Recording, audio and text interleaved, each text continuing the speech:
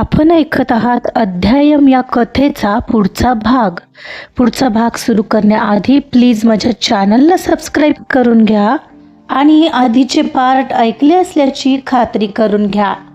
चला सुरुवात करते. अध्यायम भाग 74. ती बस काचेतून बाहेर पाहत कसल्याशा विचारात हरवलेली. त्याचं लक्ष सतत तिच्याकडे जात होतं आणि मनात सारखा तोच विचार येत होता जो मघाशी समीरने छेडलेला. तिने लगेच विश्वास दाखवला माझ्यावर. तिला खरंच कुठून कळालं की मी तिला तिचा सहवास मिळवण्यासाठी महाबळेश्वरला सोबत घेऊन गेलो तर ती काय विचार करेल. त्याला आता टेन्शन वाटत होतं. तिला काहीतरी बोलून त्या विषयाला हात घालायचा होता, पण आता त्याची हिंमत होत नव्हती. एवढ्यात एक क्षणाला तीच म्हणाली, Arjun sir, car please police स्टेशनला घ्याल का? हां, पोलीस स्टेशनला का अक्षया? तुम्ही पाहिलं ना सर, जाता जाता समीर कसा बोलला, सोडणार नाही म्हणून. त्याचा बंदोबस्त आत्ताच्या आत्ता करायला हवा, नाहीतर तो असाच त्रास देत राहील. हो, you are right, but are you sure? Yes, of course I am. He was abusing me, don't you think? तो माझ्याबद्दल वाटेल ते बोलत होता सर. माझ्या कॅरेक्टरवर चिखल उडवत होता आणि माझा गळाही पकडलेला आठवतंय का? अजूनही मी असंच गप्प बसायला हवं? व्हॉट यू से? हो, अर्थात अन्याय का सहन करायचा? He was crossing his limit, but I was not sure की तुला खरंच त्याच्यावर ॲक्शन घ्यायची आहे, म्हणून मी बस विचारलं. मी घेतोय पोलीस स्टेशनला. तुम्ही द्याल ना साथ यात माझी? कारण तुम्ही पाहिले तो कसा वागला माझ्याबरोबर. तिनं थोडं अडखळत त्याला विचारून घेतलं. हो, of course Akshaya, I am with you, तो म्हणाला. आणि तेव्हा काय सुकून वाटलेलं तिला. ती मनोमन खूप खुश झाली. तो शांतपणे ड्रायव्हिंग करत होता आणि ती अधूनमधून त्यालाच पाहत होती. एवढ्यात तिचा फोन वाजू लागला.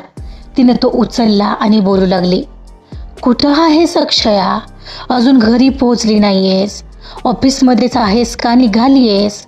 इथं घरी वाट पाहणाऱ्या माणसाला काळजी वाटते, फोन करून सुद्धा कळवावं वाटत नाहीये का? बाबा एकदम चिडलेले. ओ सो सॉरी बाबा, मी ऑफिसमधून निघाले पण पोलीस स्टेशनमध्ये चालले. मला आणखी थोडा वेळ लागेल यायला. सॉरी, मी कळवायला हवं होतं. सॉरी ना बाबा. पोलीस स्टेशनला कशाला? मी समजलो नाही. सगळं ठीक आहे ना अक्षया? तू ठीक आहेस का बेटा? बाबा, समीर खूप खराब वागला आज. इवन आज माझ्या कॅरेक्टरबद्दलही वाटेल तसं बोलत होता. बरंच काही वागलाय तो आज आणि यासाठी मी त्याला माफ करणार नाहीये. त्यासाठी मी पोलीस स्टेशनला चालले त्याची कंप्लेंट करायला. बाकीचं मी घरी आल्यावर बोलते. अक्षू, तो असं वागला? अगं पण का? बस मी थांबूया म्हणाले म्हणून. माणसांना सवय असते बाबा, पुढची व्यक्ती मिळणार नसेल तर त्या व्यक्तीला नावं ठेवून रिकामं व्हायची. सोडा ना, आधीपासूनच त्याचं कॅरेक्टर हेच होतं. आपण घरी आल्यावर बोलू. ते सर होते सोबत, नाही तर त्याने काय केलं असतं माहीत नाही. काय? इतका खालच्या पातळीचं वागला तो? हो बाबा, पण आता प्लीज त्याला कॉल करत बसू नका आणि त्याचा कॉल आला तर तोही उचलू नका. तुम्ही तुमची काळजी घ्या, मी येतेच आहे घरी. अगं पण तू एकटीच निघाली आहेस का पोलीस स्टेशनला का कसं? मी एकटी नाही आहे, सर आहेत सोबत. बरं ठीक आहे, ये लवकर, म्हणत पलीकडून फोन कॉल कट झाला. फोन ठेवल्यावर दोघांचं एकमेकांकडे लक्ष गेलं आणि दोघांनीही एकमेकांना केवळ एक स्मित दिलं आणि नजर वळवली. अर्जुनच्या मनात विचार चालू होता, पण याचा अर्थ दुर्वा म्हणाली ते खरं होतं की लवकरच ते दोघं वेगळे होणार आहेत. पण कसं काय? How she knows? का याचा अर्थ अक्षयाशी तिचं बोलणं झालंय? काहीच समजत नाहीये.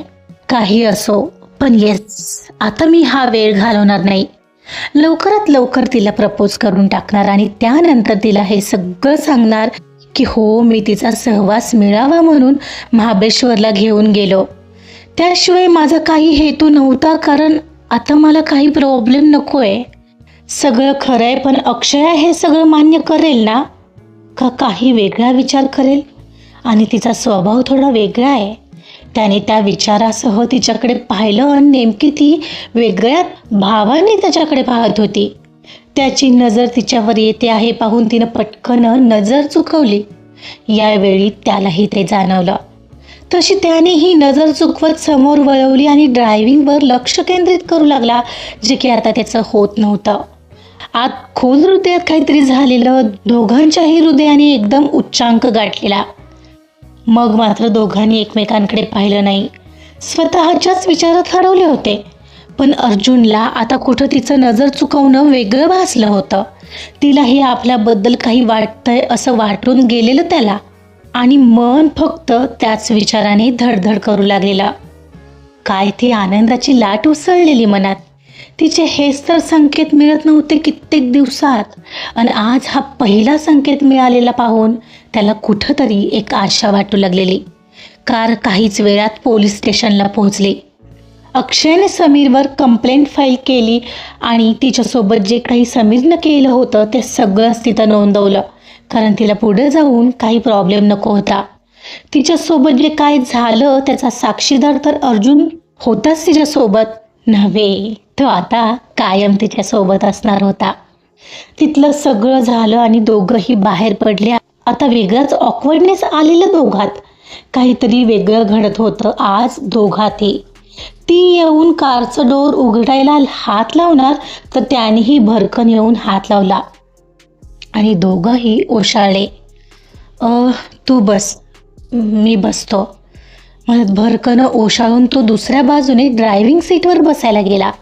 आणि त्याचंच असं लाजणं पाहून तिच्या गालात स्माईल आला. ती धडधडणारं तिचं हृदय सावरून तशीच आत कारमध्ये बसली. कार पुन्हा सुरू झाली. तिला त्या दिवशीचा महाबळेश्वरमधला कारमधला गाण्याचा प्रसंग आपोआपच आठवला. काय गडबड झालेली त्याची गाणी बदलताना. तिला आलेलं हसू दाबत ती काचेतून बाहेर पाहत राहिली. आणि तिला एकाएकी ती गोष्ट आठवली जो मघाशी समीर बोलून गेलेला महाबळेश्वरला जाण्याबद्दल. बाय द वे सर, मला एक गोष्ट विचारायची आहे. विचारू? हो विचार ना. समीर मगाशी असं का म्हणाला की तुम्ही अचानक महाबळेश्वरचा प्लॅन केला होता? त्याचं डायरेक्टरशीही बोलणं झालेलं आणि हे सगळं प्री प्लॅन्ड नव्हतं. Is it true? No, it was wrong. असं काहीच नव्हतं अक्षया.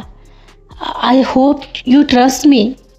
तो बोलताना थोडा अडखळलाच आणि हे लक्षात आलेल्या अक्षयाला आता खात्री झाली. महाबळेश्वरचाही त्याचाच प्लॅन होता. पण oh thank God, I knew it. तुम्ही असे नाही आहात, ती म्हणाली तेव्हा त्याच्याकडे पाहत होती. आणि त्यावेळीही त्याचा चेहरा फारच गंभीर झालेला आणि शिवाय चेहऱ्यावर अपराधी भावही आलेले. पण असला कसला प्लॅन होता हा यांचा, ज्यात हा व्यक्ती जास्तीत जास्त माझ्यापासून दूर राहायचा प्रयत्न करत होता. अगदी ते नकळत जवळ येणं सुद्धा झिडकारलं होतं त्यांनी, जरी प्रेम होतं तरीही. हो, त्यांचं प्रेम आहे हे तर मला नंतर कळालं म्हणून. पण यालाही निश्चितच काहीतरी वेगळं कारण असावं आणि मी ते जाणून तर नक्की घेणार mister Arjun. Wait and watch. एवढ्यात कार थांबली. तिचं घर जे आलेलं. सर, तुम्हीही चला ना. मी तेही यावेळी. नो अक्षया, आता जवळपास 8 होत आलेत, मला निघायला हवं. तो हातातील घड्याळात पाहत म्हणाला. निघाल? हो निघाल तुम्ही. आणि मग माझ्या बाबांना कोण सांगणार माझ्यासोबत आज जे काही झालं ते आणि जे समीरने केलंय ते, म्हणत ती आतही निघाली. ओके म्हणत तोही आता तिच्या पाठोपाठ कारमधून उतरला आणि तिच्या घरात आला. अक्षया, आलीस तू? बरं झालं. समीरचा फोन येतोय मला केव्हाचा, मी उचलला नाही आहे. ती येताच ऑलरेडी रूममध्ये अक्षयाची वाट पाहत एरझाऱ्या घालणारे बाबा अक्षयाकडे आले. बरं झालं नाही उचलला. त्याला कितीतरी वेळा मी सांगितलं होतं बाबांना त्रास आहे बीपीचा, त्यांना त्रास होईल असं काही वागू नको, तरीही तो फोन करून तुम्हाला त्रास होईल असं काहीतरी बोलणार हे मला माहिती होतं. बाबांना बोलतच ती दरवाजाकडे वळली. अर्जुन एवढ्यात दरवाजात थबकलेला. सर या ना बसा. सरही होते सोबत. बाबा चक्क येऊन गळा पकडलेला त्याने माझा. अगदी विचित्र राक्षसासारखा वागत होता. आणि आधी माझ्या कॅरेक्टरवर चिखल उडवला आणि नंतर सरांच्या. पण मी ज्या समीरला ओळखतो तो असा नव्हता अक्षया. इतका विर्ड तो कसा वागू शकतोय मला अजूनही कळत नाहीये. अर्जुन म्हणाला, सर काही लोकांचे दोन चेहरे असतात. बाहेर एक दाखवायचं आणि आत एक वेगळाच असतो. तसंच काही होतं हे. मुळात त्याला मी क्रॉस केलेलं आवडत नसायचं. तो असाच आहे. तो उठ म्हणाला की उठायचं आणि बस म्हणाला की बसायचं. एवढं आणि असंच वागलं तर त्याला माझं पटत होतं बस. बाबा मी बरोबर केलं ना? सकाळी ही विषय तिथेच संपलेला तरीही आता ऑफिसमधून निघताना त्याने मला पुन्हा अडवलेलं. आणि आधी तर माफी मागत होता. संधी दे म्हणत होता आणि मी ठाम नकार दिला तर अंगावर धावून आला. म्हणाला माझ्यावर असं ओरडायचं नाही. अक्षू पण आता त्याने पुन्हा त्रास दिला तर? एकतर तू एकटीच ऑफिसला जात असतेस. मागही केवढा मोठा ॲक्सिडेंट झाला होता तुझा. मला आता पुन्हा असं काही झालं तर सहन नाही होणार बेटा. काळजी वाटते तुझी. अंकल डोंट वरी. मी असं काही होऊन देणार नाही मुळात. उद्याच त्याला जॉबवरून काढून टाकेन. आणि तसंही अक्षयानेही पोलीस कंप्लेंट केली आहे. सो तसं काही काळजीचं कारण नाही आहे. आणि इफ यू डोंट माइंड अगदीच भीती वाटत असेल तर काही दिवस मी तिला ऑफिसमध्ये न्यायला येत जाईन. चालेल का अक्षया? तो अगदी तिची आणि तिच्या वडिलांची परवानगी मागत म्हणाला. आणि खरं तर हेच त्याचं वेगळेपण होतं. हो चालेल ना सर. पण तुम्हाला जमेल का? डोंट वरी मी करेन ॲडजस्ट काही दिवस. धन्यवाद बेटा. तू पुन्हा एकदा तिला वाचवलं. मी खरंच ऋणी आहे तुझा. बाबांनी हात जोडले. असं नका बोलू अंकल. मी बस एक माणुसकी म्हणून करतोय. Akshaya please don't get me wrong. ओ हो सर असं का बोलताय तुम्ही? तुम्ही कधीच रॉंग असू शकत नाही मला माहिती आहे. अक्षया उत्साहाने म्हणाली. मी सुद्धा माणूस आहे अक्षया. माझ्याकडून ही चुका होऊ शकतात. तू उगाच मला इतकं उंचीवर नेऊन ठेवत असतेस. बरं आता तुमची मुलगी सुखरूप घरी पोहोचली आहे. आता मी निघतो. तो स्मित हास्य करत उठला. सर पण कॉफी वगैरे काही? अगं किती वाजलेत बघ. मी निघतो आता. पाणीही विसरले मी. पाणी तरी आणते सर. नकोय अक्षया. It's okay. येतो मी. येतो हा मी अंकल. मला तो स्मित करत बाहेरही पडला. अक्षया तो जात असल्याला सोडायला म्हणून बाहेर धावतच पोहोचली. तोपर्यंत कारमध्ये बसत तिला हात हलवून तो लगेचच नजरे आड झाला होता आणि तिचं मन मात्र त्याच्यासोबत गेलेलं. अर्जुनचं हे वेगळेपण बाबांच्या आज तरी नजरेत आलेलं. तो समीरसारखा जबरदस्तीने त्यांच्यात पुढे पुढे करू पाहत नव्हता. आणि हळूहळू त्यांना कळणारच होतं अर्जुनचं हे वागणं. म्हणे डोंट गेट मी रॉंग. ओठांचा कोपरा तिरकस उडवत ती स्वतःशीच म्हणाली. But I am waiting here. यांना कधी कळणार आहे? कधी बोलणार आहे देवच जाणे. Now I can't wait. ती खालचा ओठ दाताने किंचित दाबत म्हणाली. बघूया अर्जुन ठरवतोय तिला प्रपोज करायचं. तो कसं प्रपोज करणार असेल? काय होतंय ते जाणून घेण्यासाठी प्लीज ऐकत राहा अध्यायम. कथा आवडत असेल तर प्लीज लाईक करा, सबस्क्राईब करा आणि शेअरसुद्धा करा. Thank you so much.